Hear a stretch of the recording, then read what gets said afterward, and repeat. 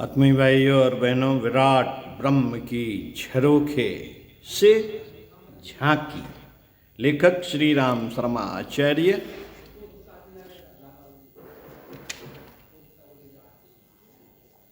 संकलन संपादन डॉक्टर प्रणव पांड्या। अणुशक्ति से भी अधिक सामर्थ्यवान आत्मशक्ति। पृष्ठ 4 आपको पढ़कर सुनाते हैं। अणुशक्ति से भी अधिक सामर्थ्यवान आत्मशक्ति। विश्व का कण कण शक्ति से भरा पड़ा है, पर दुर्भाग्यवश हम उसके अभाव में पग पग पर अभाव और कष्ट अनुभव कर रहे हैं। अणु की शक्ति का क्या ठिकाना? सूर्य तो शक्ति का स्रोत ही है।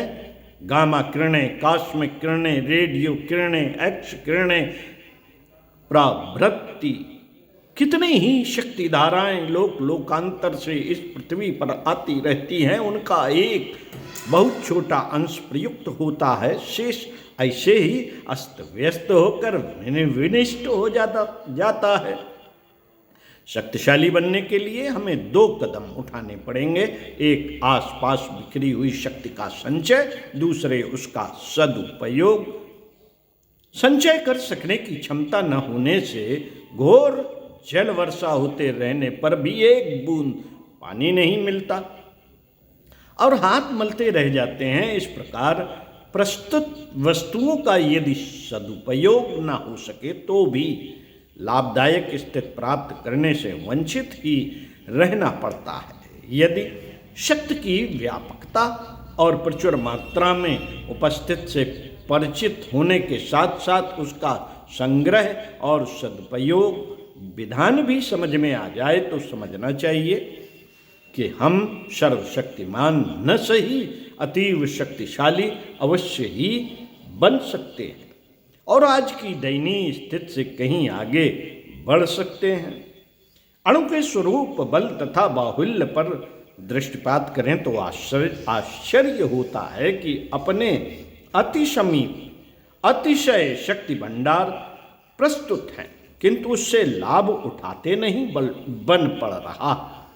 अणुशक्ति की संक्षिप्त जानकारी भी हमें आश्चर्य में डाल देती है।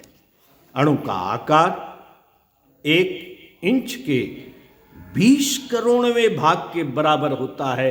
अब तक बने सूक्ष्म दर्शक यंत्रों में से कोई भी अणु को अकेला नहीं देख सकता। उसे तौलने को कोई तराजू भी नहीं बनी है, फिर भी गणित के आधार पर उसकी नाप तौल, आकृति, प्रकृति आदि का बहुत कुछ वर्णन जान लिया गया है। परमाणु को एक ब्रह्मांड कह सकते हैं। उसके भीतर ग्रह नक्षत्र हैं और आकाश भी बीचों बीच प्रोटॉन और न्यूट्रॉन से बना एक केंद्रक है। बाकी खाली मैदान पड़ा है जिसमें इलेक्ट्रॉन चक्कर लगाते हैं। केंद्रक को यदि एक गेंद के बराबर मान लिया जाए तो पूरे परमाणु कलेवर को 2000 फुट व्यास का मानना पड़ेगा। भ्रमणशील इलेक्ट्रॉनों का भार न्यूट्रॉन या प्रोटॉन की अपेक्षा 1850 अंश ही होता है। सभी परमाणुओं में इन उप अणुओं की संख्या समान नहीं होती। किसी तत्व में वे कम होते हैं और किसी में अधिक।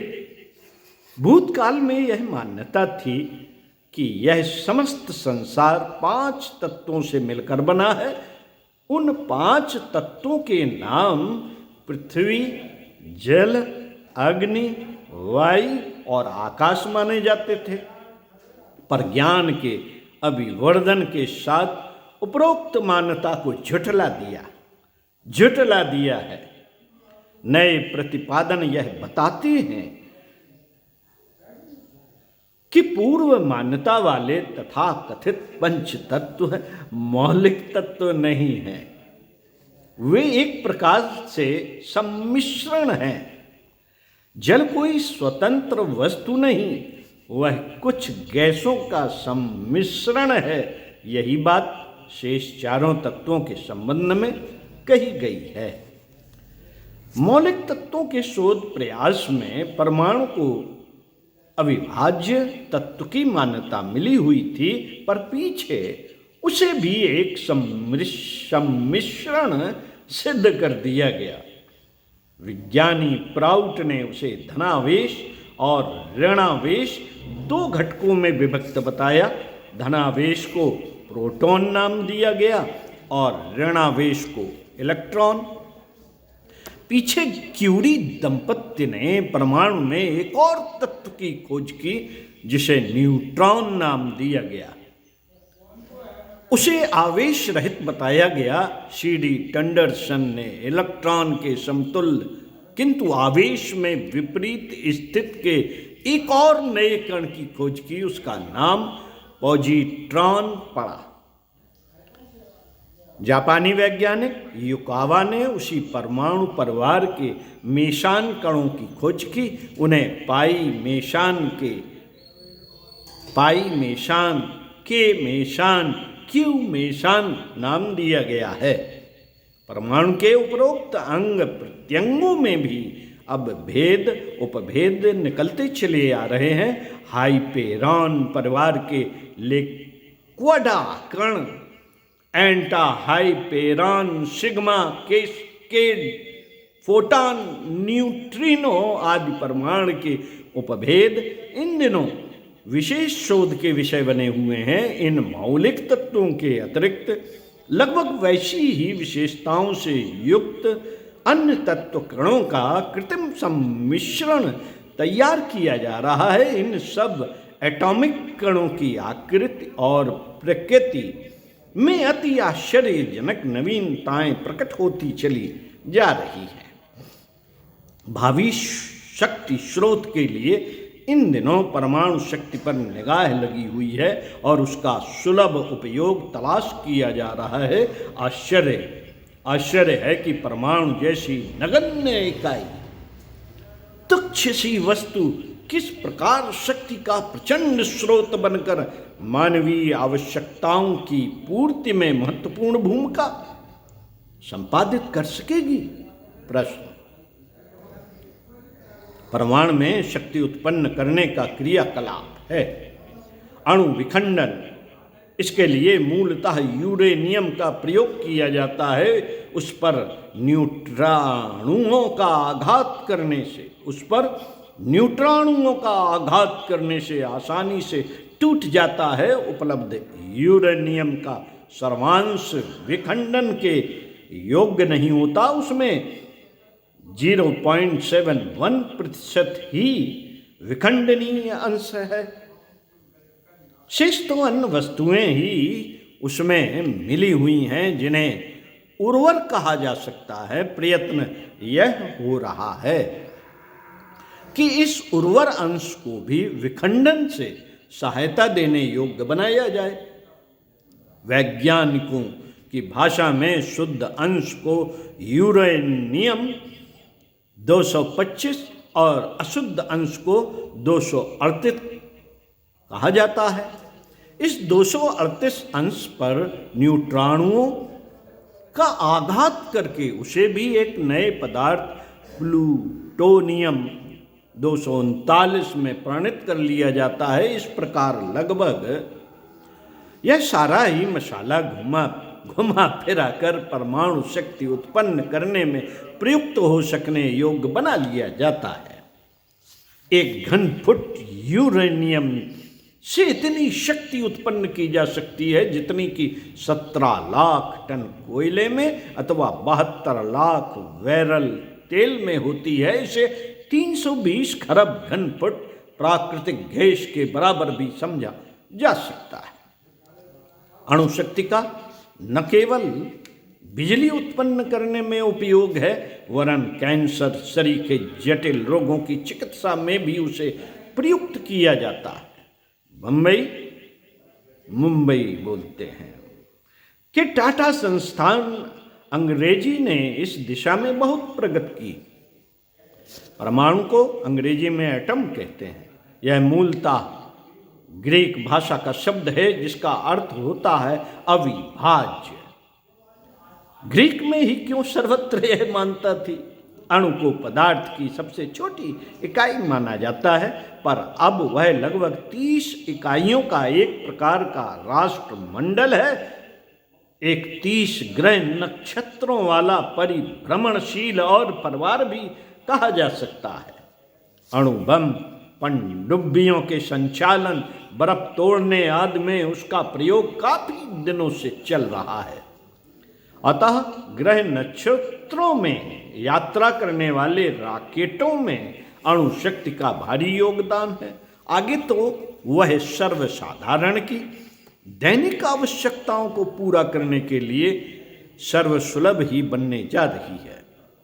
यूरेनियम में अग्नि और रेडियम सक्रियता के दोनों गुण हैं, इसलिए उसके निर्माण एवं उपयोग में पूरी सावधानी बरतनी पड़ती है।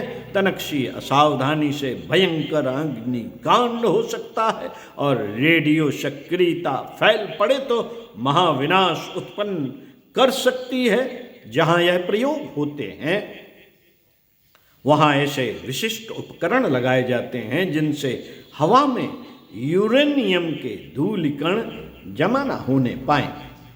वैज्ञानिकों की भाषा में अणु शक्ति की तरह ही मनुष्य की चेतना शक्ति है, जिसके अंतर्गत मन, बुद्धि, चित्त, आत्मबोध को अंतःकरण के रूप में जाना जा सकता है। आत्मिकी के अनुसार लगन, तत्परता, एकाग्रता, तन्मयता, निष्ठा, दृढ़ता, हिम्मत जैसे मानसिक गुण ऐसे हैं जिनके आधार पर अणुशक्ति से भी करोड़ों गुनी अधिक प्रखर आत्मिक शक्ति को जगाया, बढ़ाया, रोका, संभाला एवं सुनियोजित किया जा सकता है। अणु विज्ञान से बढ़कर आत्म विज्ञान है। जड़ अणु में जब इतनी शक्ति विद्यमान है तो जड़ की तुलना में चेतन का जो अनुपात है उसी हिसाब से आत्मशक्ति की महत्ता होनी चाहिए। अणु विज्ञानी अपनी उपलब्धियों पर गर्वान्वित है और उस सामर्थ्य को युद्धास्त्रों से लेकर बिजली की कमी को पूरा करने जैसी योजनाओं में प्रयुक्त करने के लिए प्रयत्नशील है। आत्मविज्ञानियों का कर्तव्य है कि वे उसी लगन और तत्परता के साथ आत्मशक्ति की महत्ता और उपयोगिता को इस प्रकार प्रमाणित करें कि सर्वसाधारण को उसकी गरिमा समझ सकना संभव हो सके। महामानव वस्तुतः एक जीवंत प्रयोग परीक्षण है, जिन्हें आत्मशक्ति का संग्रह और सदुपयोग कर सकना आया तथा उस प्रयोग के द्वारा प्रगति पथ पर बढ़ चलने का लाभ उठाया। ज्ञान शक्ति, इच्छा शक्ति और क्रिया शक्ति की त्रिवेणी को केंद्रित कर उससे उत्पन्न सामर्थ्य को रचनात्मक दिशा में प्रयुक्त कर सकने की विधि व्यवस्था को ही अध्यात्म कहते हैं। ओम शांति। साथियों, इसी पुस्तक से पृष्ठ 9 से पढ़कर सुनाएंगे अगले वीडियो में सूक्ष्म में छिपा असीम ऊर्जा भंडार। तो साथियों, पढ़ते रहिए कुछ अच्छा और सुनते रहिए कुछ अच्छा। आत्मशक्ति कितनी ताकतवर है। आत्म विज्ञान अणु विज्ञान से बढ़ा हुआ विज्ञान है और हम इसी को नहीं जानते। ओम शांति। चिंतन मनन जरूर करें। स्वाध्याय सत्संग का क्रम तभी प्रभावी होगा जब उस पर जो पढ़ा और सुना गया है उसका चिंतन मनन किया जाए। ओम शांति।